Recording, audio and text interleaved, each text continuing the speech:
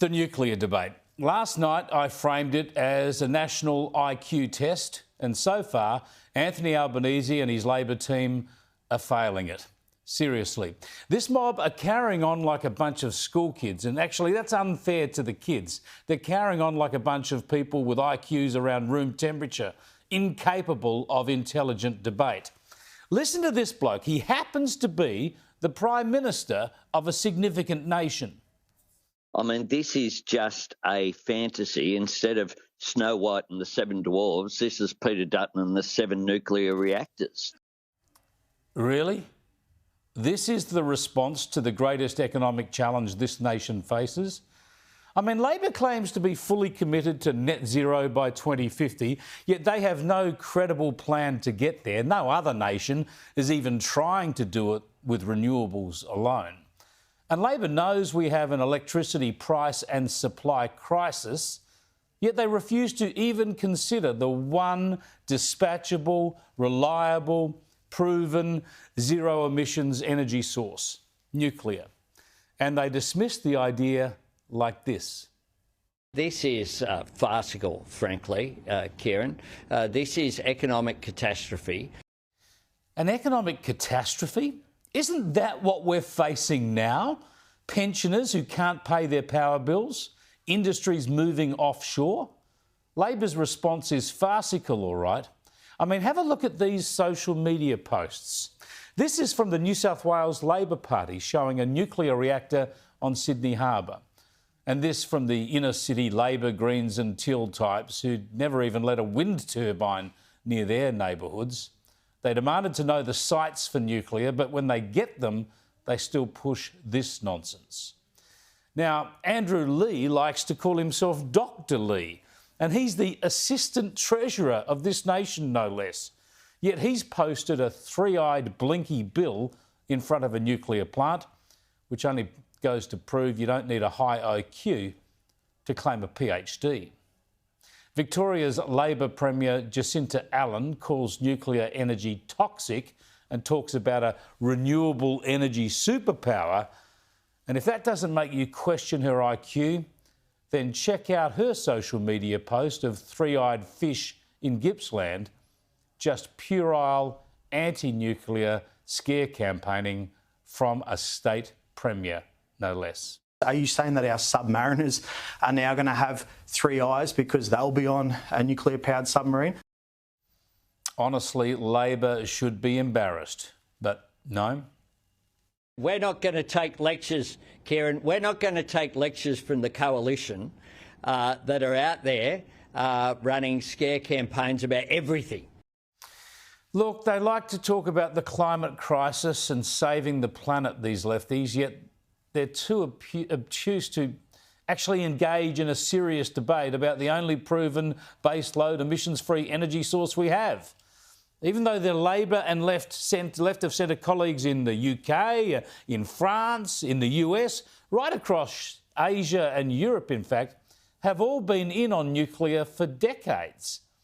Even when the Liberal Party points out the clear, well-known and well-reasoned support for nuclear energy offered by Labor legend former Prime Minister Bob Hawke before his death, the current Prime Minister cries foul. Let's be clear here, Bob Hawke can't speak for himself, so I think it's pretty tacky that the coalition attempting to use a quote out of context as well of my dear late friend, Bob Hawke. What? It's out of context? How? And it's tacky to quote people now? It's tacky to use facts instead of three-eyed fish and dwarf references? The inanity of the attacks from Labor on the coalition plan only serve to underscore what a serious proposal it is. Take this nonsense from the extremists at the Climate Council. We wouldn't see nuclear online till well after 2040, and the problem's right here now. We need to tackle it now. And of course, it means that there's no climate policy from the coalition at all. Their policy is just let it burn. Let the bushfires, the mega fires burn. Let the floods flood. Let the heat become unbearable. Let the climate crisis ruin the future for our kids. Just ponder the ludicrous nature of that statement. And remember, it matches what we hear from Labor and the Greens and the Teals. They're actually suggesting there could be some additional emissions in Australia, more than we would have otherwise, while we wait for nuclear reactors, and that will trigger more natural disasters. This is so ridiculous on the maths and the science. I mean, no natural disasters have ever been caused by climate change in Australia. Nothing Australia does will ever influence the climate anytime, much less the tiny fraction of global emissions that might change for a few years under this plan. This is so absurd as to be almost insane. But it's not insane, of course, is it? These people are not idiots. They know better. It's just deeply and scandalously misleading, trying to create baseless fear. Still, let's keep going with this. We need to address all the criticism of the nuclear energy plan. Let's have a look at this one, the advice from selective overseas experts. The International Energy Agency, that is very much pro-nuclear energy, says that Australia is not an appropriate venue because of the comparative advantages that we have. Kieran, if you go outside in Australia, you can fry an egg on a footpath during the summer.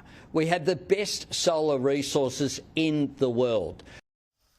Get rid of our stoves, eh? We can just cook on the footpath.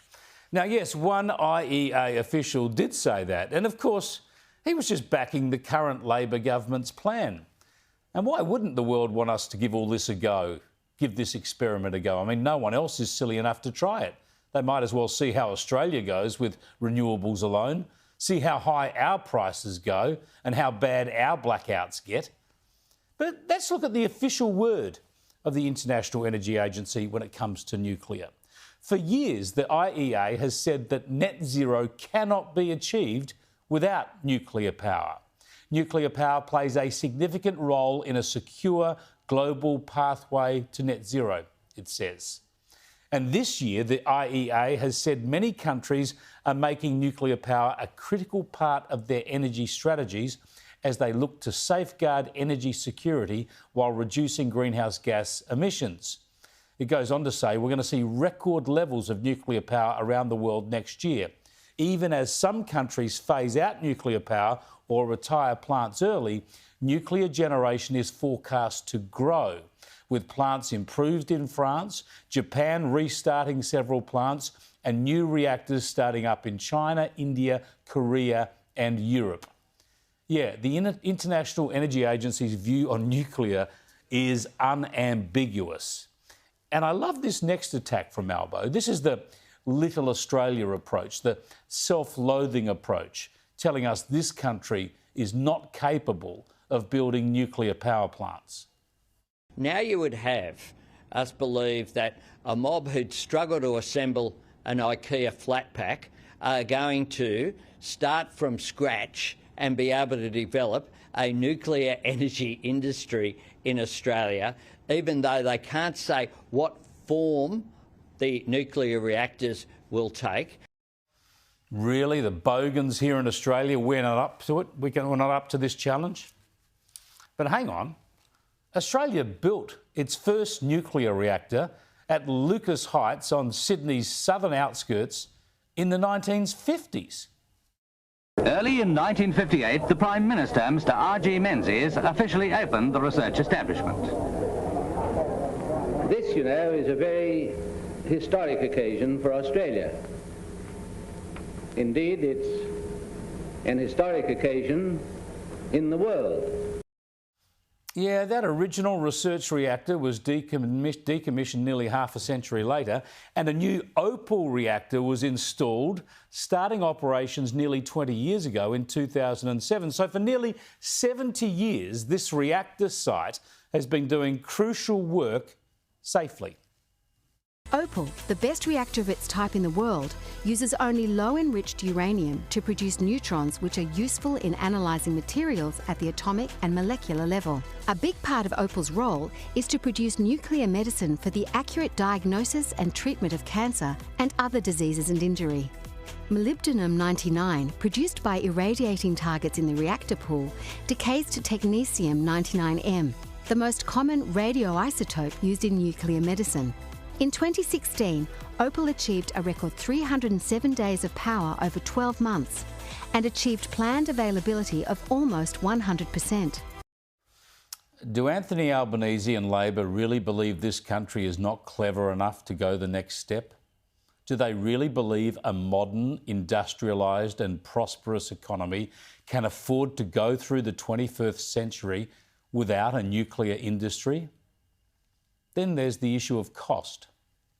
There's a reason why people hide costings, and that's because those costings would completely rule out any rational person going down this nuclear road.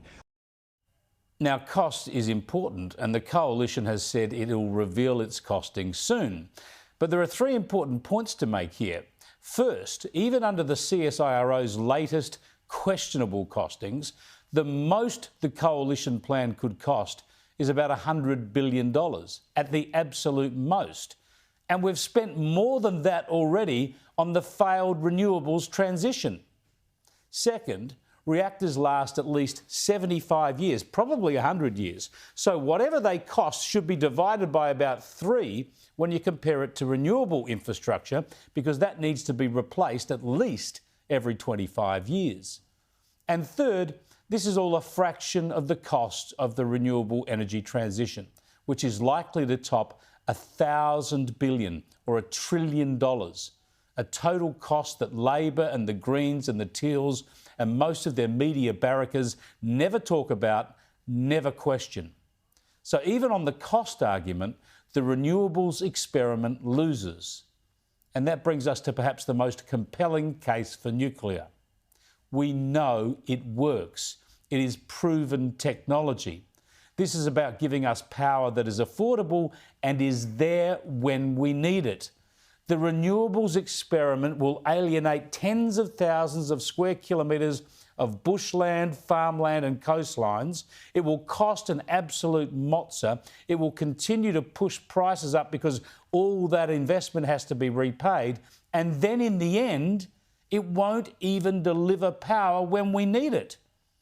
This debate is a no-brainer, which is why the critics can't do much better than share pictures of three-eyed koalas.